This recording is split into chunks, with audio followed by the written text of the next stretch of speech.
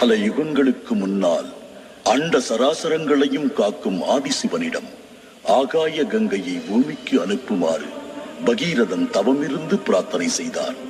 அதற்கு ஈஸ்வரன் ஆகாயத்திலிருந்து விழும் கங்கையின் வேகத்தை தன்னை தவிர இந்த பூமியால் தாங்க முடியாது என்று கூறி தனது பிரதிரூபமாக ஓர் ஆத்மலிங்கத்தை சிருஷ்டித்து அதை பகீரதனுக்கு கொடுத்தார்.